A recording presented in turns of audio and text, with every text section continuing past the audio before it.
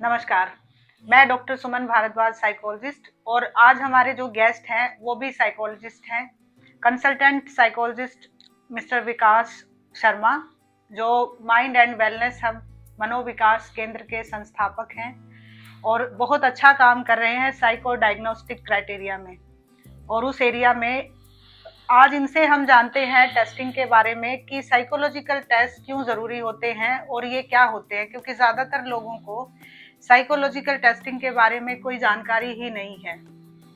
उनके हिसाब से साइकोलॉजी के कोई टेस्ट होते ही नहीं, और अगर होते हैं तो उन्हें कंफ्यूजन रहता है कि ये किस तरह के टेस्ट होंगे। क्या हमारे ब्रेन को स्कैन किया जाएगा, हमारे मन को स्कैन किया जाएगा, या सवाल पूछे जाएंगे, या हमारी प्राइवेसी को के अंदर एंटर करके उसे हैक कर लिया जाएगा। इस तरह की बहुत सारी मिथ्स हैं। सर, आप इस बारे में कुछ बताना चाहेंगे कि ये टेस्टिंग क्या है और क्यों ज़रूरी है? सबसे पहले तो मैम आपका बहुत बहुत धन्यवाद कि आपने मुझे यहाँ आने का मौका दिया, अपने विचार रखने के लिए आमंत्रित किया। मैम, साइकोलॉजिकल टेस्टिंग बेसिकली बहुत ही इम्पोर्टेंट है, क्योंकि इसके बेस पे हम इन डेप्थ यह जान पाते हैं कि भी क्लाइंट को एग्जैक्टली किस तरह की थेरेपी की या किस तरह के ट्रीटमेंट की रिक्वायरमेंट होती है। कई बार क्या होता है कि क्लाइंट अपने आप को अच्छे से एक्सप्रेस नहीं कर पाता जी। भाई वो हेजिटेट करता है, उसको जजमेंट से डर लगता है। तो इन चीज़ों के लिए साइकोलॉजिकल टेस्ट बेसिकली एक वेल स्ट्रक्चर्ड टेस्ट होते हैं, जो कि जिनकी वैलिडिटी रिलायबिलिटी अच्छे से पहले टेस्ट की गई होती है कि भी वो इन सिम्टम्स को जो भी स्पेसिफिक दिया गया है उन्हें अच्छे से एक्सप्लेन कर पा रहे हैं या नहीं कर पा रहे हैं, वो कंडीशन का एनालिसिस कर पा रहे हैं या नहीं। तो इस तरह से मैम साइकोलॉजिकल टेस्ट काफ़ी इंपॉर्टेंट रोल अदा करते हैं पेशेंट के लिए जी। क्या इसमें कुछ वेरिएशंस भी होती है? जैसे अगर पर्सन इंडिया का रहने वाला है तो हम इंडियन टेस्ट ही लगाएं, और अगर बाहर किसी कंट्री का है तो वहाँ का लगाएं। क्या इसमें कोई कल्चर का इन्फ्लुएंस होता है या एनवायरनमेंट का होता है? वो भी थोड़ा बताएं दर्शकों को, ताकि वो समझ पाएं कि सही जगह जाके टेस्ट कहाँ कराएं और किन से कांटेक्ट करें।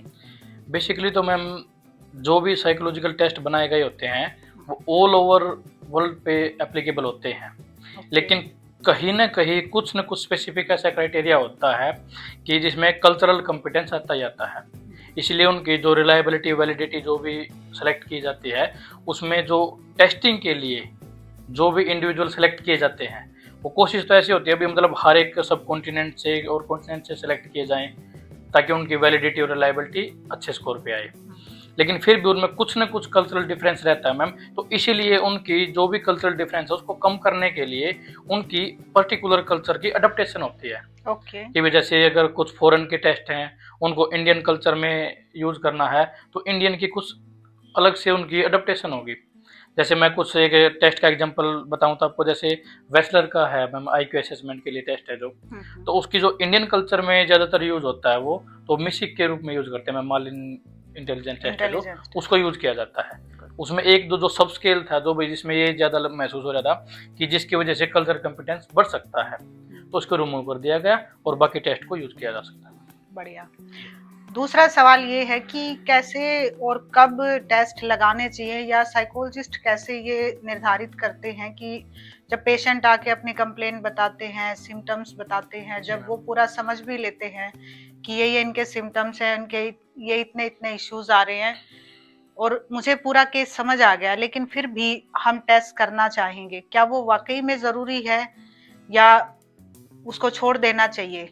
आपका क्या कहना है इस बारे में? इसमें मैम देखो, सबसे जो इम्पोर्टेंट फैक्टर होता है वह होता है कि क्लाइंट की केस हिस्ट्री एग्जैक्टली हमने क्या बनाई है। क्लाइंट ने अपने बारे में जिन जिन चीज़ों को एक्सप्लेन किया है वो किस लेवल तक एक्सप्लेन किया है, वो बेसिकली हमारी ऑब्जर्वेशन के ऊपर भी डिपेंड करता है। पहले से ऐसा कोई फिक्स क्राइटेरिया नहीं है कि ये क्लाइंट है तो उसके ऊपर हम इस टेस्ट को यूज़ करेंगे।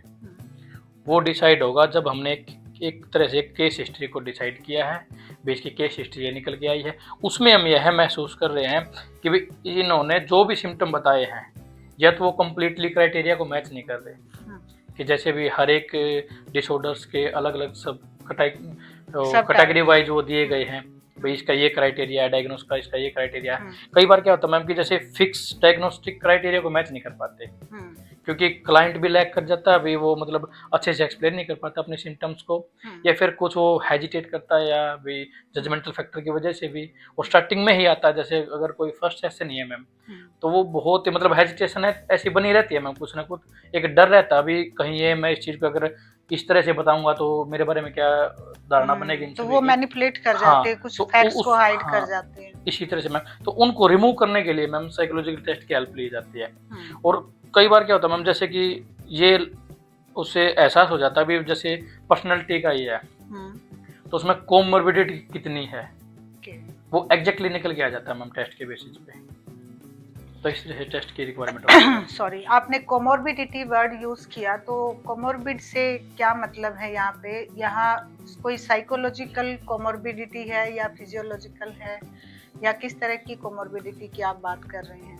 मैम बेसिकली ये होती तो हर एक फील्ड में ही है भाई। साइकोलॉजी में इसको इस तरह से यूज किया जाता है कि जैसे सिम्टम्स हैं वो ओवरलैप करते हैं। सेम सिम्टम, जैसे कि कुछ सिम्टम डिप्रेशन में है, वही कुछ ना कुछ सिम्टम्स स्किज़ोफ्रेनिया में नेगेटिव सिम्टम के रूप में भी दिखाई दिए हैं भाई। एनाडोनिया का हो गया जैसे, उसमें काम करने का मन नहीं करता, सेम डिप्रेशन में भी काम करने का मन नहीं करता। तो इस तरह से कुछ ना कुछ सिम्टम्स ऐसे होते हैं जो ओवरलैप करते हैं। तो उनका एग्जैक्टली क्लासिफिकेशन हो जाता है मैम टेस्टिंग के डिफरेंशिएशन के लिए। यस, तो उसको अच्छे से एनालिसिस किया जा सकता है। एक और सवाल कि थेरेपी कब लेनी चाहिए, कब तक लेनी चाहिए, और क्या थेरेपी अगर एक बार शुरू हो जाए तो वो जीवन भर चलती रहती है?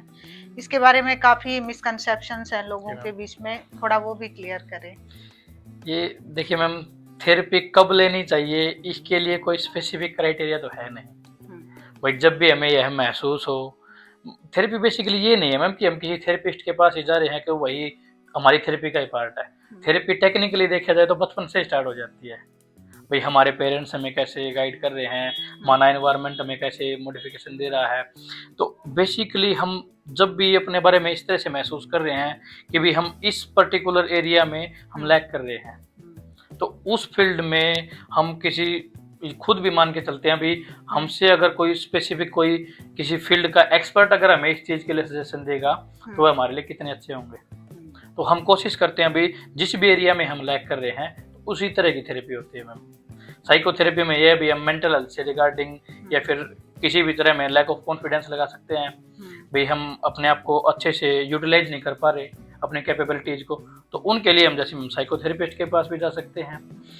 अगर कुछ फिजिकली सिम्टम्स हैं, जैसे किसी तरह का पेन है, तो हम फिजियोथेरेपिस्ट के पास भी जाते हैं। वो तो मैम डिपेंड करता है। बढ़िया, तो थेरेपीज की बहुत अच्छी एक आपने परिभाषा दी अलग अलग तरीके से, और हम उम्मीद करते हैं कि दर्शकों की भी काफी मिथ्स क्लियर हुई होंगी।